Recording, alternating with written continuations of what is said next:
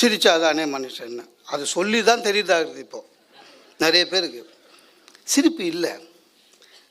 முன்னெல்லாம் ஒரு தெருவில் நுழைஞ்சிங்க வச்சிங்களேன், ஒரு வீட்டில் ஒரு கூச்சல் சத்தம், சிரிப்பு சத்தம், சண்டை சத்தம், அழுகுற சத்தம், ஏதோ ஒரு சத்தம் கேட்குங்க, கலகல கலகலன்னு இருக்கும்.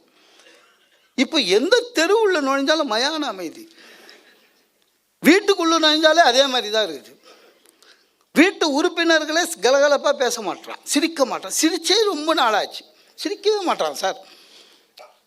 குடும்பத்தில் இருக்கிறவங்க ஒருத்தர் ஒருத்தர் பேசுகிறதே மணிரத்னம் படம் மாதிரி. எங்க காலேஜ், அதான் போயிட்டு வரேன்னு அர்த்தம். ஒய்ஃபு அப்படின்னா கிளம்பிடுச்சின்னு அர்த்தம். அப்புறம் இவன் அண்ணா அவன் கிளம்பிட்டான்னு அர்த்தம். இந்த ஆளையே ஓட்டின்னு இருக்கானுங்க. சிரிப்பு இல்லை.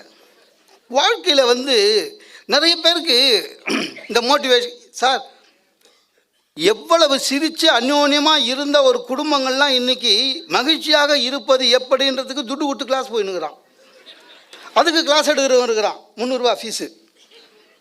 மகிழ்ச்சியாக இருக்கிறது எப்படின்னு. வாழ்க்கை யார் கையில், நான் கூட நினச்சேன் அந்த மாதிரி தான் இந்த மோட்டிவேஷன் கிளாஸில். வாழ்க்கை யார் கையிலா, யார் கையிலன்னு யாருக்கும் சரியாக சொல்கிறது தெரியல சார். ஒரு அரசியல்வாதிகிட்ட கேட்டேன், அண்ணே உங்கள் வாழ்க்கை யார் கையில்? அவன் சொன்னான், ஓட்டு போடுறவரையும் ஜனங்க கையில், ஒன்ஸு போட்டானுங்க அவன் வாழ்க்கைலாம் என் கையில். வாழ்க்கையை அவன் அந்த மாதிரி பார்க்குறான். ஒரு ஆட்டோக்காரனை கேட்டேன், அண்ணே உங்கள் வாழ்க்கை? மீட்ரு கையில். நான் புது மீட்ரு போட்டானுங்க, ஒன்றும் சம்பாதிக்க முடியல. ஒரு சினிமா தயாரிப்பாளர் கேட்டேன், ஐயா உங்கள் வாழ்க்கை? அவர் சொன்னார், என் வாழ்க்கை திருட்டு விசிடி எடுக்கிறவங்க கையில். நான் நாளைக்கு ரிலீஸ் பண்ணலான்னு நினச்சா இன்றைக்கே அந்த நாள் ரிலீஸ் பண்ணிடுறான். ஒரு சாமியாரை கேட்டேன், சாமி உங்கள் வாழ்க்கை? சாமி இல்லை, சாமியார் சிவன் கையில் சொல்லுவாருன்னு நினச்சேன். சாமியார் சொன்னார், சிஷ்ய கையில். அவள் என்னைக்கு வாக்குமூலம் கொடுக்குறாரோ அன்னியோட க்ளோஸ் நான். சார் ஒருத்தன் தான் சரியாக சொன்னான் சார், ஒரே ஒருத்தன். வாழ்க்கை என் கையில் அப்படின்னா, ஆனால் குச்சிருந்தான் ஃபுல்லாக. அவன் சொன்னான், கையில் காசு இருந்தால் குடிக்க போகிறேன் சார், இல்லைன்னா இல்லை. அப்போ மகிழ்ச்சின்றது முதல் 2 ரவுண்டு விட்டுருங்க. அந்த 4வது ரவுண்டில் வீட்டு அட்ரஸ் மறக்கும், அதுவும் விட்டுருங்க. 6வது ரவுண்டில் நம்ம யாருன்னே தெரியாது பாருங்கள், அதுதான் வாழ்க்கை. ஒவ்வொருத்தரும் ஒவ்வொரு டெஃபினேஷன் வச்சுருக்கான். இதுக்குமே கவலைப்படக்கூடாது சார். ஒரு நியூஸ் படிக்கிறீங்களா, டென்ஷன் ஆகாதீங்க. ஏன்னா இப்போ அந்த மாதிரிலாம் டென்ஷன் ஆனீங்க வச்சிங்களேன், நாளைக்கு 2 நாள் கழிச்சு இன்னொரு நியூஸ் வரும், 7000 கோடி பேங்க்கு, ஏதோ ஒன்று வரும் கண்டிப்பாக வந்துன்னே இருக்குது. நேற்று நியூஸே சப்புன்னு ஆயிடுச்சு, வெறும் 700 கோடி. என் தலைவன் லெவல் வரவே இல்லை வேணுங்க கிட்ட. என்னையா மல்லையா லெவலில் பாதி வரவானவா, அந்த மாதிரி தான் நினைக்க ஆரம்பிச்சிடும். அப்படி தான் இருக்கணும். ஓ பேங்க் இப்படி போதே, இன்கம் டேக்ஸில் 85 ரூபா டிடிஎஸ் பிடிச்சதுக்கு நம்மளுக்கு லெட்டர் அனுப்பிச்சிருக்கானே, அவனுக்கு இவ்வளோ, அதெல்லாம் இப்படிதான் இருக்கும் சார். 5 பேரை கல்யாணம் பண்ணி 6வது ஒரு பொண்ணை கல்யாணம் போகும்போது அரெஸ்ட் பண்ணான் சார் ஒருத்தனை. இந்த தமிழ் பத்திரிக்கைக்காரனுக்கு வித்தியாசமானவனுங்க சார். அவன் தப்பு கிரிமினல் அவன். ஆனால் அந்த 5 கல்யாணம் பண்ணவன் 6 கல்யாணம் பண்ணவனை போடும்போது எப்படி போடுவான் தெரியுங்களா? காதல் மன்னன். இவன் மோட்டிவேட் பண்ணுறானா எல்லாரையும் அப்படி இருக்க சொல்லி. ஏன் அதே மாதிரி விபச்சாரம் பண்ணுறவங்கள பற்றி இல்லை, விபச்சார அழகிகள் அப்படி தான் போடுவான். அதில் ஒரு இன்ட்ரெஸ்ட் அவனுக்கு. காதல் மன்னன், 5 திருமணம் பண்ணியவன். உடனே நீங்கள் உட்காந்துட்டு 5 பொம்பளைங்களுடைய லைஃப்பை வேஸ்ட் பண்ணிட்டா பாவி பாவி. யோசிக்கணும். ஒன்றை வச்சே நம்மளால் சமாளிக்க முடியல. இவன் 5 எப்படி ஹேண்டில் பண்ணான்? 6வது பிடிச்சிட்டாங்க, இல்லைன்னா அவன் இன்னும் ஒரு படி மேலே போயிருப்பான். சார் இந்த சேலத்துலேருந்து ஒரு பஸ்ஸு ஒரு ட்ரெயினில் வந்தது, ஒரு 500 கோடி ரூபா இன்னும் கண்டுபிடிக்கல. எல்லாம் உடனே 500 கோடி போச்சு. அதுவும் பழைய 500 ரூபாங்க. அவனுங்கெல்லாம் எப்படி மாற்றினானுங்கன்னே தெரில, மாற்றிருப்பானுங்க. உடனே எல்லாரும் 500 கோடி அநியாயமாக போச்சு. நான் அப்படி பார்க்கறதில்ல. அந்த ட்ரெயினில் அவன் ஓட்டை போட்டு இறங்கினான் தெரியுமா? அந்த ஓட்டையை பார்த்தேன், அவ்வளோ சூப்பராக இருக்கு. பிசுறு இல்லாமல் ஓட்ட அடிச்சிருக்கான் சார். உண்மையிலேங்க எங்கள் ட்ரெயினில் திருடுறதுக்கு ஓட்ட போடுறவன் என்ன ஃபெட்லைட் வச்சுக்கிட்டு போலீஸ் பாதுகாப்போட ஏதோ ஒரு திருட்டுத்தனம் பண்ணியிருக்கான். ஆனால் அந்த திருட்டுத்தனத்துலேயும் அவன் கைவண்ணம் பாருங்கள், ஒரு பிசுறில் ஒரு ஆள் அழகாக ஏறி இறங்கலாம். நான் வந்து 800 ரூபா ஒரு நாளைக்கு கார்பெண்டரை கூப்பிட்டு ஜன்னல் செய்ய சொன்னால் சாஞ்சி செய்கிறான், வேலை சுத்தம். அதை பாராட்டணும். அந்த மாதிரி தான் பாராட்ட கற்றுக்கணும். எது வேணாலும் எப்போ வேணாலும் நடக்குங்க. இந்த திடீர்னு சுப்ரீம் கோர்ட் சொல்லிட்டான். என்னென்னு எவ்வளோ நாளாக கேட்டுனுக்கிறாங்க, கருணை கொலை. திடீர்னு சுப்ரீம் கோர்ட் சொன்னால் பார்த்தீங்களா, சைட் சப்போர்ட் எக்யூப்மெண்ட் இருக்கிற வயசான நோயாளிகளை போட்டு தள்ளிடலான்ட்டான். அதானே? இப்போ வயசான மாமியாருங்களாம் ஜுரத்தில் இருக்குது. நமக்கு எது வேணாலும் எப்போ வேணாலும் நடக்கணும். சார் ஒரு மருமக கேட்குது, சார் சைட் சப்போர்ட் எக்யூப்மெண்ட்னா கட்டில் தலைக்காணிலாம் வருமா அதுலன்னு. எவ்வளோ கேஸ் போடுங்க, கோவமே வராது. சிரிச்சா மாதிரியே இருக்கிறான். அவன் கோர்ட்டுக்கே சிரிச்சின்னே போகிறாங்க, வெக்கமே இல்லாமல் போய் ஜட்ஜுக்கு ஆசீர்வாதம் பண்ணுறான். மங்களம் உண்டாகட்டும். ஜட்ஜு சொல்கிறாரு, சாமி கேஸே அதுதான்.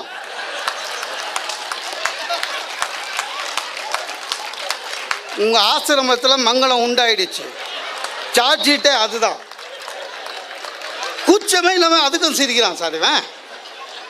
ஜாமீனை வாங்கிட்டு மறுபடியும் ஆசீர்வாதம் பண்ணி போய் வருகிறேன். என்னன்னா ஜட்ஜுக்கு முடியல, சாமி தப்பாக நினைக்காதீங்க, இது கோர்ட்டுக்கு வந்தால் போயிட்டு வரணும்னு சொல்லக்கூடாது. யார்? ஜட்ஜு. சாமியார் சொல்கிறான், உனக்கு தான் என்ன தெரியல, என் மேலே 27 கேஸ் இருக்குது, நாளைக்கு வந்து போகிற இடம் தான் போயிட்டு வரேன்னு சொல்கிறான். சில பேருக்கு அந்த இயல்பாகவே இருக்கும். நிறைய பேர் எதுக்கு வருத்தப்படுறோன்னு தெரியாமலே வருத்தப்படுவான். சார் நான் குடுத்தன வீட்டில் இருக்கிறேன், வரம் வாங்கின்னு வந்தேன்.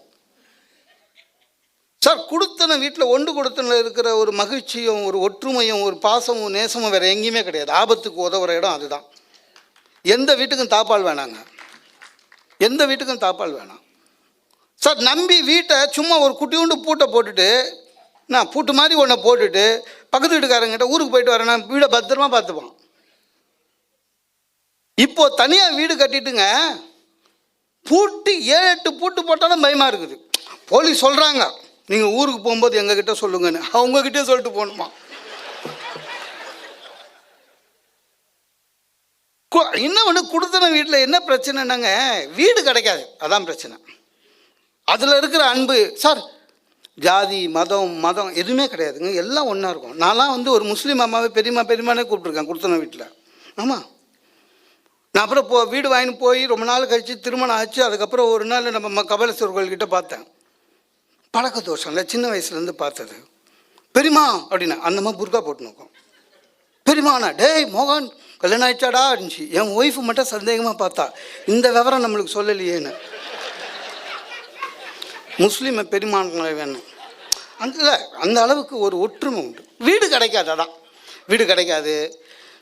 இந்த வீட்டு சொந்தக்காரெல்லாம் நம்மளை பார்த்தான்னு வச்சுங்களேன், ஏதோ ஜமீனை பார்க்குற மாதிரி பார்ப்பான்.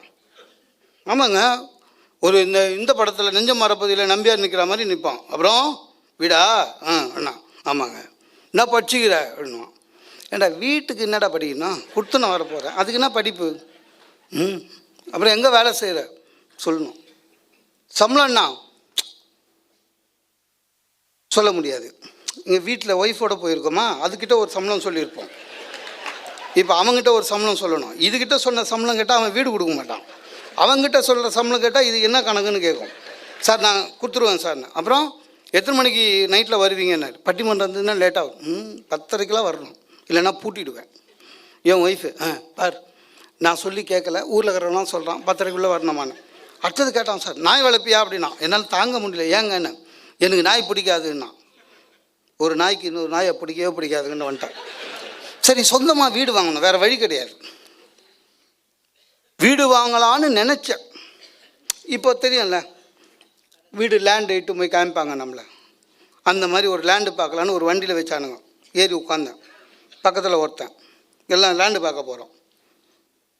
சென்னைக்கு அருகே நான். பக்கத்தில் இருக்கிறவன் என்னை பார்த்து சிரிக்கிறான்.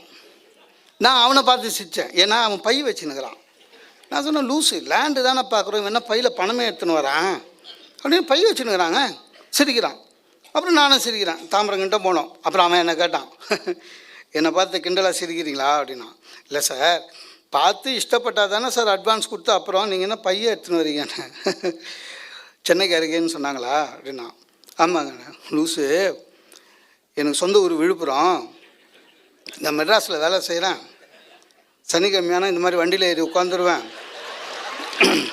சென்னைக்கு அருகேன்னு இப்போ இந்த வண்டி நேராக விக்கிரவாண்டி வரையும் போகும்போது கும்பகோணம் காஃபியில் ஒரு காஃபி வாங்கி கொடுப்பானுங்க. குடிச்சிட்டு போயிட்டேன்னா விக்கிரவாண்டியில் இறங்கி நான் ஷேர் ஆட்டோவில் போயிடுவேன். அப்புறம் ஞாயிற்றுக்கிழமை வர வண்டியில் திரும்பி வந்துடுவேன். இல்லை உண்மையிலே அதாங்க நடந்தது. நான் அப்புறம் தான் நினச்சேன் விழுப்புரம் வந்து சென்னைக்கு மிக அருகே இருக்குது அப்படின்னு. அப்புறம் அது முடியாமல் என்ன பண்ணேன், இங்கே பக்கத்தில் நம்ம இது பக்கத்தில் ஒரு வீடு லேண்டு வாங்கினேன். என்ன ஆச்சு, அது மீனம்பாக்கம் பக்கத்தில் வாங்கி போயிட்டு அங்கே ஒரு எம்எம்டிஏ அவர்கிட்ட போய், சார் எனக்கு கட்டுற 1+1 கிரவுண்ட் ஃப்ளோர் மட்டும்தாண்ணா, ஏங்கன்னு பிளேன் இறங்கும். அப்புறம் நான் கேட்டேன், இன்னும் எல்லா பிளேனும் கரெக்டாக ரன்வேயில் இறங்குற மாதிரியும் ஒரு 2-3 பிளேன் கடல் போச்சு, இன்னும் கண்டே பிடிக்கல, வருஷக்கணக்கில் ஆகிடுச்சு, என்ன சார்ண்ணே. அதான் மீறி கட்டினா அப்படின்னா, எனக்கு என்னென்னா மீறி கட்டினா என்ன சொல்ல போகிறான், ஃபைன் கட்டுன்னுவான், கட்டிட்டு போயிடுவோம் அப்படின்ட்டு மீறி கட்டினான்னு இடிச்சிடுவேன். இன்னும் ஆரம்பிக்கவே இல்லை, வீடு இடிச்சிடுவேன். அப்புறம் சரின்னு சொல்லி ஒன்று வாங்கி ஒரு பூமி பூஜை போட்டேங்க. சர்ன்னு ஒரு காரு, பூமி பூஜையில் நானும் என் ஒய்ஃபு குழந்தை தான், சர்ன்னு ஒரு காரு, ஒரு ஆள் வெளியே சொல்லி மாறுங்கினார், சார் நீங்கள் கூப்பிடவே இல்லை வந்திருக்கீங்கன்னு. நான் தான் கவுன்சிலரு, அம்மா செங்கல் எங்கே கொட்ட போகிறேன், சுண்ணாம்பு எங்கே கொட்ட போகிறேன்னு. அப்புறம் அவர் ஃபீஸை கட்டினேன், முடிஞ்சுது. இந்த கான்ட்ராக்டை நம்ம என்னங்க பெரிய கான்ட்ராக்டர்கிட்ட கொடுக்க முடியும், ஏதோ ஒரு வீடு கட்டுறோம் 1000 ஸ்கொயர் ஃபீட்டில். இந்த சித்தால் பெரியார் இவங்களை ஒரு கார்டு வச்சுருப்பான் தெரியுமா, கான்ட்ராக்டர்னு, அந்த மாதிரி ஒரு ஆள்கிட்ட மாட்டினேன். அவன் வீடு கட்டுறான்னு நம்ம சொன்ன எதுவுமே வராதுன்ட்டான், நிற்காது, விழுந்துரும், இதே தான் பேசுவான், அபசகுணமாகவே பேசுவான். அப்புறம் அவன் இஷ்டமாக வீடு கட்டினான். சரியா, பெயிண்டரு, சார் வீடு ஃபுல்லாக பச்சை பெயிண்ட் அடிக்குவான்னா. நான் சொன்னேன், பச்சை பெயிண்டா, ஏன் யாருன்னேன்.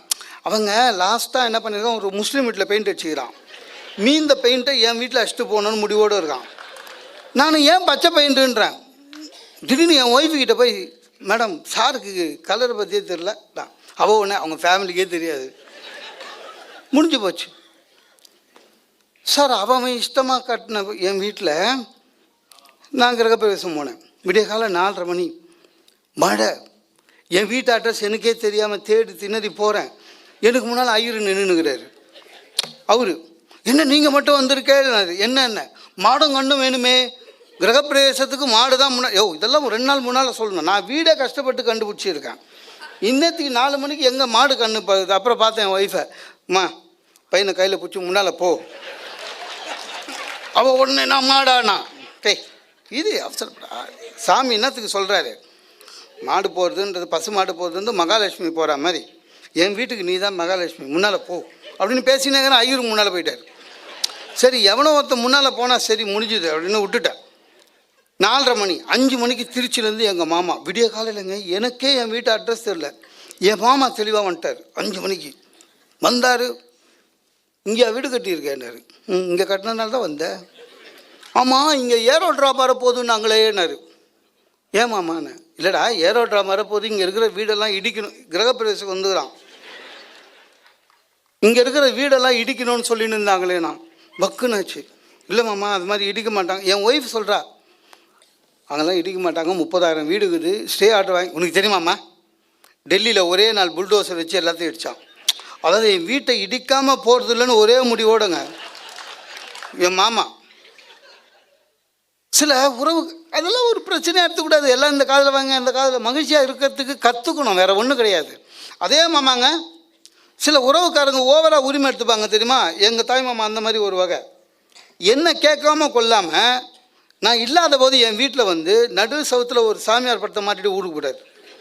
போயிட்டு எனக்கு ஒரு ஃபோன் அடிச்சார், டேய் வீட்டில் ஒரு சுவாமிஜி படம் மாட்டியிருக்கேன், கும்பிடு, எங்கேயோ போய்டுவேனார்.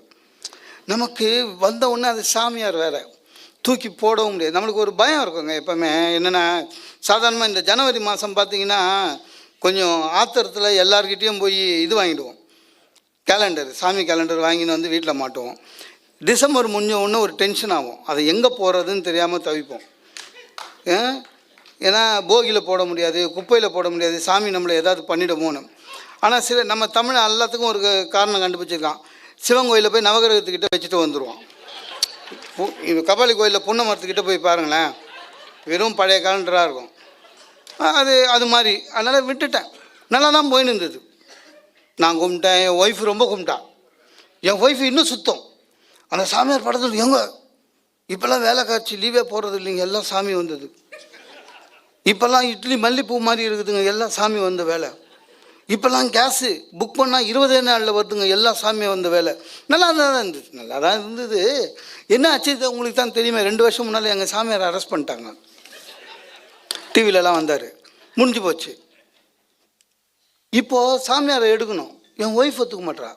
என்ன குற்றப்பத்திரிக்கை தான் தாக்கல் பண்ணியிருக்காங்க, ஜட்ஜ்மெண்ட் வரட்டோன்னு. எங்கள் மாமா பண்ண வேலையிலங்க என் வீட்டு ஆணியில் இருக்கிற சாமியார் படத்தை எடுக்கிறதுக்கு நான் ஹைகோர்ட் ஜட்ஜ்மெண்ட்டுக்காக வெயிட் பண்ணிட்டுக்கிறேன். எந்த வாழ்க்கையில் எந்த நிகழ்ச்சி நடந்தாலும் தயவு செய்து அதை மகிழ்ச்சியாக ஏற்றுக்கொள்ளுங்கள். எதுவாக இருந்தாலும் சரிங்க. ஒரு ஒரு ஒரு சில வாட்டி இருந்து அதுவே நம்மளுக்கு கஷ்டமாக இருக்கும், ஆனால் அதெல்லாம் என்ஜாய் பண்ண.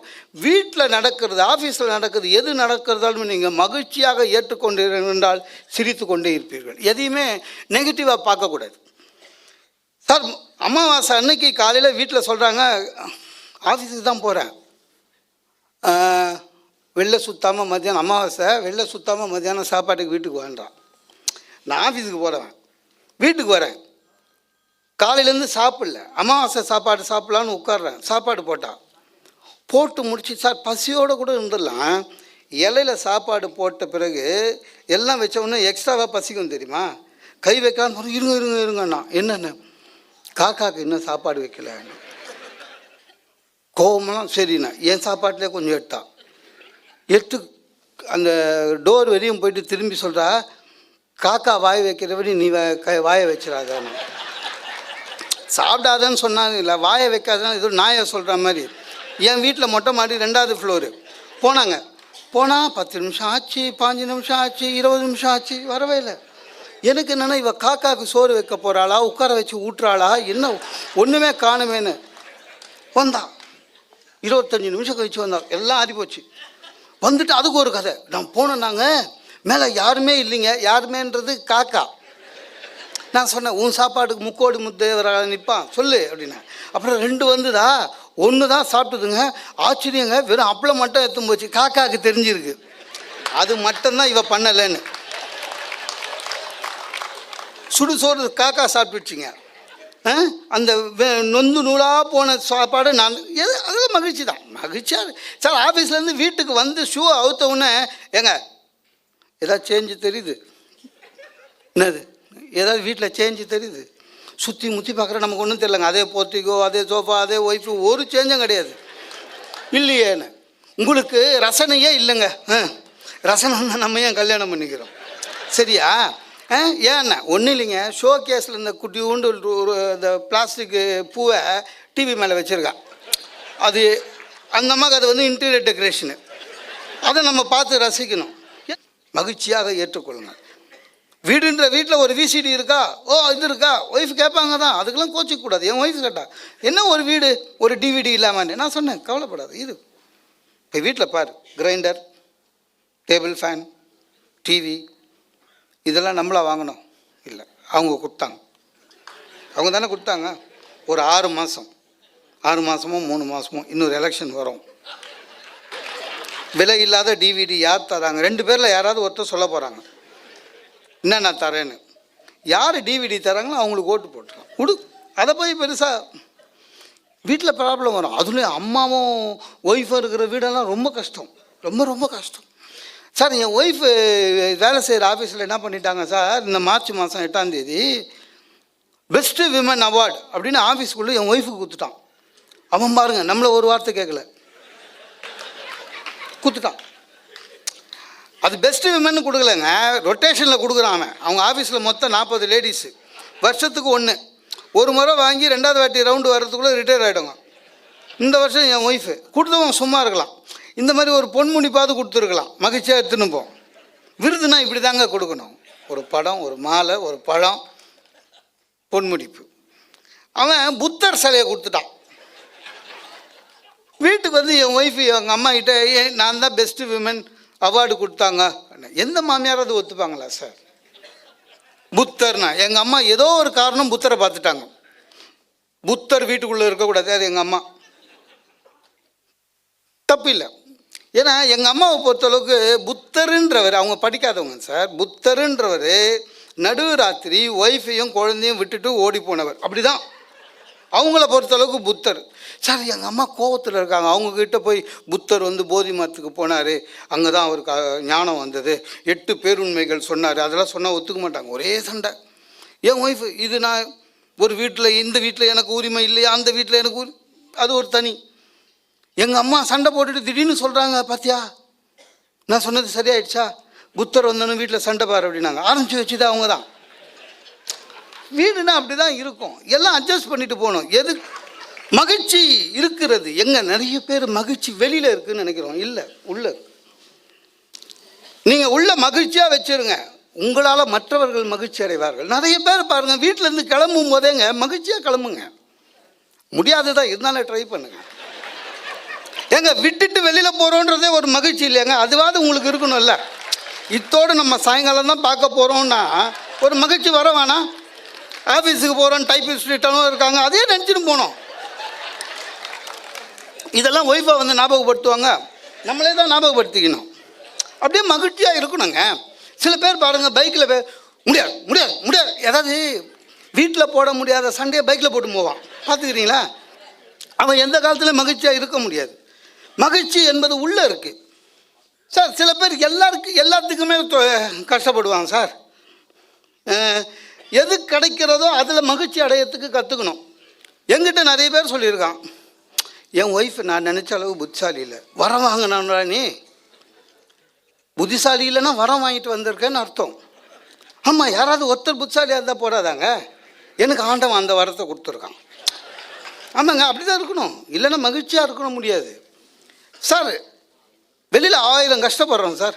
நம்ம வீட்டில் வந்து எதாவது சொன்னால் அது உண்மையா பொய்யா அதெல்லாம் நம்பணும், அப்போ தான் நமக்கு ஒரு மகிழ்ச்சி. வெளியில் போகிறோம், கம்பெனியில் வேலை செய்கிறோம், ஜெனரல் மேனேஜர் திட்டுறான், மேனேஜர் திட்டுறான், வீட்டில் நொந்து நூலாகி வரும், சும்மா ஏதாவது சொல்லுவோம், அதை போய் தான் வச்சிங்களேன்.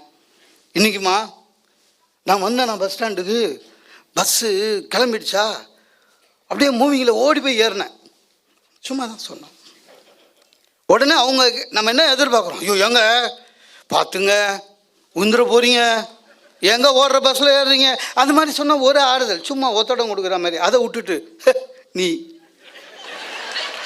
ஓடுற பஸ்ஸில் அப்படின்னா நம்ம வேறு எங்கெங்க நம்ம வீரத்தை காமிக்க முடியும்? எனக்கு பொழுதுபோக்காக இருந்தால் கூடங்க மேஜிக் ஷோ பார்க்கறதுக்கு பிடிக்காது, என்னவோ தெரியல பிடிக்காது. ஒன்று டிக்கெட் விலை ஜாஸ்தி, 300 ரூபா 500 ரூபா தான் டிக்கெட் ஆரம்பமே. சர்க்கார், ஜூனியர் சர்க்கார், அதாவது பரம்பரையாக மாற்றினுக்கிறான். அது ஒய்ஃபை கூட்டின்னு போயிட்டேன், அவங்களுக்கு அதெல்லாம் தான் பிடிக்கும், கூட்டின்னு போயிட்டேன். எனக்கு 500 ரூபா 1000 ரூபா டிக்கெட் கொடுத்துட்டு உட்காந்துக்கிறோமா, அந்த வெறுப்புலையே இருக்கிறேன். நம்ம வேறு படிச்சிருக்கோம், ஆஃபீஸில் வேலை செய்கிறோம், பட்டிமன்றம் பேசுகிறோம், மூளை ஒரு கோளாறாகவே இருக்கும், அதை ரசிக்க முடியாதுங்க. அவன் ஏதாவது குனிறானா, ஏன் குனிறான்னு பார்ப்பேன், அது உள்ளே என்ன வச்சுருக்கான், அது உள்ளே என்ன வச்சு. இவங்களுக்கு அது கிடையாது, இவங்க சிறந்த முறையில் பார்த்துன்னு இருக்கிறாங்க. அவன் இந்த டேபிள் மேலே ஒரு கேப் வைக்கிறாங்க, எடுக்கிறான், முயல் நிற்கிது. என் ஒய்ஃப் அவ்வளோ சந்தோஷம், ஐயோ முயலுங்க அப்படின்னு. நமக்கு அது வரையும் அதை கீழே வச்சுருந்தானா, மேலே வச்சுருந்தானா, கேப் உள்ளே வச்சுருந்தானா, எப்படிலாம் நம்மளை ஏமாத்துறான் இவன்.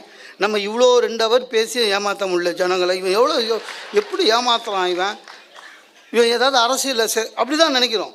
அதோட விட்டுருங்க. வெளில வரும்போது ஸ்கூட்டரில் உட்காந்து கேட்குறா, அது எப்படிங்க திடீர்னு டேபிள் மேலே முயல் வந்துச்சுன்னு. நான் சொன்னேன், அவர் இன்விடேஷன் வச்சார், வந்த விடு, ஏற்கனவே வெறுப்பில் இருக்கிறேன், விடு.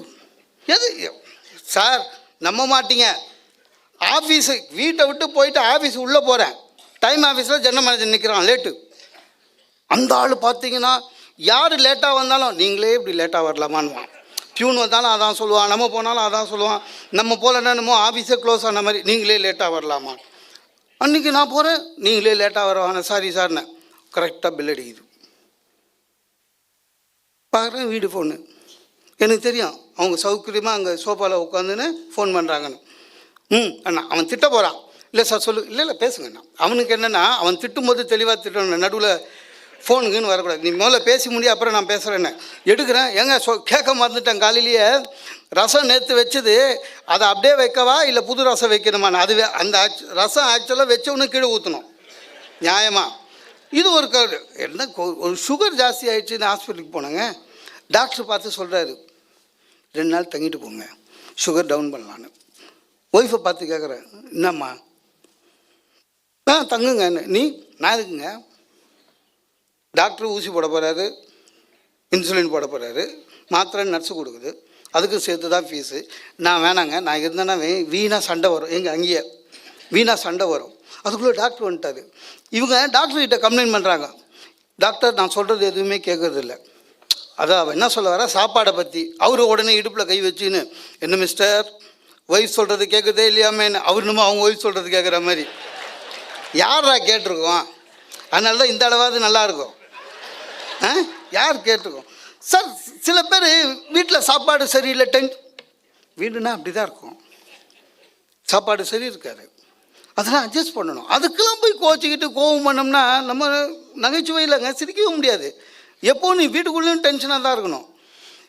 என் வீட்டில் பாதி சமையல் சொல்லி கொடுத்தது நான் தான். எனக்கு சமையல் தெரியாது.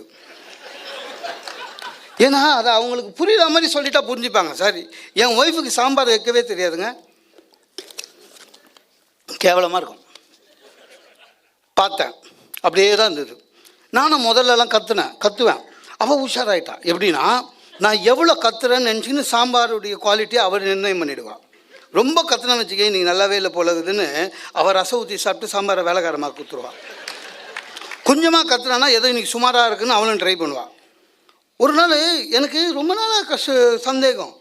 ஏன்னா என் வீட்டுக்கு வர வேலைக்காரம்மா எல்லாம் 10 நாளில் நின்றுடுது. போகும்போது நான் ஐயர் வீட்டுக்கு போகிறேங்க, நான் ஐயர் வீட்டு வேலைக்கு போகிறேங்கன்னு. எனக்கு சம்பளம் நல்லா தானே தரோம், இன்னும் ஐயர் வீடு இல்லைங்க. அவங்க வீட்டில் சம்பளம் சுமாராக இருந்தாலும் சாப்பாடு நல்லா இருக்கும்ன்ட்டு போயிடுச்சு. அப்புறம் தான் தெரிஞ்சுது வேலைக்காரமாக நிற்கிறதுக்கு காரணம் சம்பளம் இல்லை, சாம்பார். ஒரு நாள் சாம்பார் ஊற்றணுன்னே எல்லா கோவத்தையும் விட்டுட்டேன். இங்கே வா அப்படின்னா, என்ன சாப்பிட்டியா? நீங்கள் சாப்பிடாம என்னைக்குங்க சாப்பிட்ருக்கீங்க? நம்ம டெஸ்ட் டியூப் எலி மாதிரி நல்லா நம்மளுக்கு போட்டுட்டு அப்புறம் நல்லா இருந்தால் சாப்பிட்றது. உட்கார் தட்டில் போட்ட சாதம் பேச. இன்றைக்கி ஏன் நான் பார்க்கணும் நீ சாப்பிட்றத. சாப்பிடு. ஒரு உண்டை எடுத்து போட்டாங்க, மூஞ்சே மாறுது. சாப்பிடு, ஃபுல்லாக சாப்பிடு. அன்னையிலேருந்து சாம்பார் சரியாக போயிடுச்சு. சாம்பார் அதுக்கப்புறம் அற்புதமாக வைக்க ஆரம்பிச்சாச்சு. அந்த மாதிரி சேஞ்ச் பண்ணோம். சாம்பாரில் ஜெயித்தேன், ஆனால் சப்பாத்தியில் தோத்துட்டேன். சுகர்னு சப்பாத்தி தகுடு மாதிரிங்க. அந்த தட்டில் எடுத்து இப்படி போட்டால் டங்குன்னு சத்தங்க. அது உடச்சி சாப்பிட்ணும். இந்த பூமராங்கன்னு கேள்விப்பட்டிருக்கேன். என் வீட்டில் சப்பாத்தியை விட்டிங்கன்னு வச்சுங்க, டிவி வெளியே போய்ட்டு சொல்லணும் நம்மக்கிட்டே வரும். திருத்தலான்னு பார்த்து என்ன பண்ண, ஒரு டெக்னிக் புதுசாக பண்ணலான்னு அவள் எதிர்க்கே அதான் அப்படி தான் அவமானப்படுத்தணும், சும்மா திட்ட முடியாதுல்ல, அப்படி தான் அவமானப்படுத்தணும்னு சொல்லிட்டு கூப்பிட்டு இங்கே வா அப்படின்னா, நான் என் வீட்டு நாயை கூப்பிட்டேன், இங்கே வா அப்படின். அதை கொஞ்சம் உடைச்சேன், சப்பாத்தி உடச்சி நாய்க்கு போட்டேன். தரையில் உன்னிட்டிங்கன்னு சத்தம் கேட்குது. சப்பாத்தி என் நாய் நான் அதை அடிக்க போகிறேன்னு நினச்சின்னு அப்படி பார்த்துட்டு சப்பாத்தியை பார்த்துட்டு போயிடுச்சு. உடனே நான் ஒரு கருத்து சொல்லணும், அதாவது நீ வச்ச சப்பாத்தியை நாய் கூட சீண்டலை, அதுதான் கருத்து. கூப்பிட்டு பார்த்தல சப்பாத்தி, நாயே சாப்பிடல. அவ சொன்னாங்க, நாய் எப்படிங்க சப்பாத்தி சாப்பிட, அதுக்குன்னா சுகரா அப்படின்னா.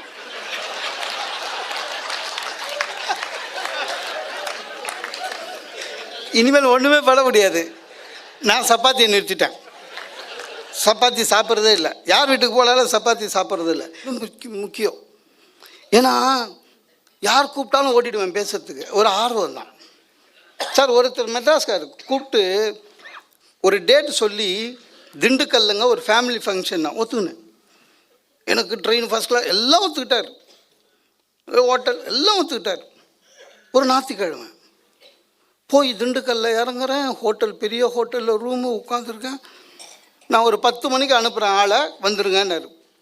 என்ன விழான்னு தெரியாது, ஃபேமிலி ஃபங்க்ஷன்னாரு. ஃபேமிலி ஃபங்க்ஷன்னா என்ன இருக்க போகுது? குழந்தைக்கு பிறந்த நாள், இல்லை கல்யாணத்துக்கு 25வது வருஷம், 50வது வருஷம், சஷ்டி பூர்த்தி, அப்படி தானே அப்படின்னு. ஒரு 10 மணி இருக்குங்க, காலிங் பெல் அடிச்சுது. சாதாரணமாக இந்த அமைப்பாளர்கள்லாம் எங்களை எப்படி இருந்தால், நாங்கள் ரூமில் இருந்தால் கூட கீழே ரிசப்ஷன்லேருந்து ஐயா கிளம்பிட்டீங்களா, ஐயா கீழே வரீங்களா, அந்த மாதிரியே கேட்டு கேட்டு பழக்கமா. காலிங் பெல் அடிச்சு தந்தால் ஒரு வயசு பையன், ஒரு மரியாதை இல்லை. சாவியை சொல்லி போலமா அப்படின்னா, எங்கே கூப்பிட்றான்னு, நீங்கள் பேச தானே வந்திருக்கீங்க, நீங்கள் இறங்கினேன். அந்த என்னை கூப்பிட்டார் அமைப்பாளர், அவரோட பையன். நான் ரொம்ப வழக்கமாக நாங்கள் காட்டுற இது, நான் இந்த கான்ஃபரன்ஸு ரோட்டிலாம் போனோம்னா எப்போ எங்களை பேச கூப்பிடுவீங்க, என் டைம் என்னன்னு கேட்குறதுக்கு, எனக்கு எப்போ போடியம் எனக்கு எப்போ தருவீங்க, அப்படிலாம் ஸ்டைலெல்லாம் பேசுவோம். நான் அதே ஸ்டைலில் அவங்ககிட்ட கேட்டேன், கண்ணா எனக்கு போடியம் எத்தனை மணிக்கு வரும்ண்ணா அப்படின்னா. அவனுக்கு அது என்னன்னே தெரியல. இல்லை போடியம் எல்லாம் நீங்கள் அப்பாக்கிட்ட பேசுங்க சார் அப்படின்னா. எங்கே போகிறோன்னு, அங்கே தான், எங்கே விழா, இங்கே ஒரு 15 கிலோமீட்டர், திண்டுக்கல்லே எனக்கு கிராமம் மாதிரி இருக்குது, அதுலேருந்து 15 கிலோமீட்ரு. அப்போ தான் மெதுவாக கேட்டேன், தம்பி என்ன ஃபங்க்ஷனு என்ன? ஓ ஃபங்க்ஷன் என்னன்னே அப்பா சொல்லலையா உங்களுக்கு அப்படின்னா. என்ன ஃபங்க்ஷனு என்ன சார்? அதாவது எங்கள் வீட்டில் முதல் கல்யாணம் நடந்தால் எங்கள் குலதெய்வத்துக்கு கடா வெட்டி க்ளோஸ் சர்க்கிள் சொந்தக்காரங்களுக்கெல்லாம் சோறு போடுவோன்னா. சரி அதுக்கு ஏன்ப்பா என்ன கூப்பிட்டாரு உங்கள் அப்பா என்ன? ஆமாங்க, காலையில் கடை வெட்டுறோம், இன்றைக்கி ஞாயிற்றுக்கிழமை 12:30 யமகண்டம், அதனால் பிரியாணியெல்லாம் ரெடி ஆகிற வரையும் எல்லாம் சும்மா தானே இருப்போம், ஃபேமிலி ஃபங்க்ஷன். சரி ஒன்றும் பண்ண முடியாது, ஒத்துக்கிட்டோம். அதுக்கப்புறங்க அவன் பேச்சு பற்றியே எதுவும் பேசலை. ஆனால் சார் நாங்கள் கடை வெட்டுறதா இருந்தால் சார் 5 ஆடோ 6 ஆடோ எல்லாத்தையும் அங்கேயே தான் வெட்டுவோம் அப்படின்னு கடா வெட்டுறதுக்கே பேசினுக்கிறான். என் பயம் என்னன்னா, இவன் உண்மையிலேயே என்னை பேச கூப்பிட்றானா இல்லை கடா வெட்ட கூப்பிட்றானா? ஏன்னா நான் வெஜிடேரியன் வேறு முன்னாடியே சொல்லிட்டேன். அப்படியே வெட்டிட்டு அப்படியே பேசு அப்படின்னு. சார் பேச ஆரம்பித்து பேசுகிறேன், யாரும் கேட்கல, அவங்க பிரியாணிக்காக உட்காந்துட்ருக்கு. ஒருத்தர் மட்டும் முன் வரிசையிலேருந்து எழுந்தார், போகிறாரு, திரும்பி வராரு. வரும்போது என்னை பார்த்து இப்படின்ட்டு உட்காருவார், போவார், வருவார், திருப்பி என்னை பார்த்து இப்படின்வார். என்ன இப்படின்றாரு, என்னன்னு என்ன புரியல. திடீர்னு ஒரு 1.5 ஹவர் கழிச்சு வந்து என்ன, நான் அப்புறம் கேட்டேன், எனக்கு என்னென்னா முதல் 2 முறை போகும்போது ஏதோ டயபெட்டிக் பேஷண்ட் போல் இது போயிட்டு வராருன்னு நினச்சேன். இவன் ஏன் போயிட்டு வந்துட்டு என்னை பார்த்து தலையாட்டுறான்னு நினச்சேன். கட்சியில் சொன்னான் சார் அவன், சார் அப்பப்போ இல்லை கறி வந்து தான் பார்த்தேன் தம்பி, வெந்துடுச்சு நிறுத்திடு அப்படின்னா. அதாவது நம்ம ஒட்டு மொத்த இதுவும் இறங்கிடுவாங்க. கறி வேகிற வரையும் பேசிட்டு வந்தேன். பாராட்ட கற்றுக்கணும், இல்லைன்னா கஷ்டம் சார். ஒரு கோயிலுக்கு போகிறோம், திடீர்னு பார்த்தீங்கன்னா உங்கள் நட்சத்திரம் சொல்லுங்க அப்படின்னா நம்ம சொல்கிறோம், நம்ம நட்சத்திரம் சொல்லிடுறோம். ஒய்ஃப் நட்சத்திரம் சொல்லுங்க, பக்குன்னு இருக்கும், மறந்துடுவான் டக்குன்னு. நான் அப்படியே திரும்பி பார்க்குறேன், அவனும் சும்மா இருக்கான். அவன் நான் சொல்கிறனா இல்லையான்னு பார்க்குறான். தெரியலன்னு வச்சுக்கேன், போகும்போது எனக்கு அர்ச்சனை நடக்கும். நான் ரொம்ப தெளிவானவன். டக்குன்னு பார்த்தேன், இந்த கோயிலில் எப்படின்னா அவங்கவுங்க நட்சத்திரம் அவங்கவுங்களே சொன்னால் தான் இதில் பலன் இருக்கும், இதுதான் ஸ்தல புராணம், முடிஞ்சு போச்சு. அந்த மாதிரி சமாளிக்க சார். உலகத்திலே மகிழ்ச்சியாக இருக்கிற ஒரு ஆளை உங்களுக்கு சொல்கிறேன், நீங்கள் கூட பார்த்துருப்பீங்க சரியா? இங்கிலாந்தில் ராஜான்னு ஒருத்தர் இருக்கார், பார்த்துருக்கீங்களா? அவரும் ரொம்ப நாளாக ராஜாவாக இருக்கார். பைசாவுக்கு பிரயோஜனம் கிடையாது, ஒரு அதிகாரம் கிடையாது, எல்லாம் ராணி தான். ஆனாலும் மகிழ்ச்சியாக இருக்கார். அவருக்கு வருஷத்துக்கு 3 செட்டு கோட் எடுத்து கொடுப்பாங்க சார். ராணிம்மா எங்கே போனாலும் கூட போகிறார். ஒரே காம்படிஷன் அவருக்கும் செக்யூரிட்டி ஆஃபீஸருக்கும் தான், யார் ராணி கிட்ட நிற்கிறாங்கன்னு, அவ்வளோதான். அந்த மாதிரி மகிழ்ச்சியாக இருக்க கற்றுக்கொள்ளுங்கள், சிரித்து கொண்டே இருங்கள், சிரிச்சாதான் மனுஷன். நன்றி, வணக்கம்.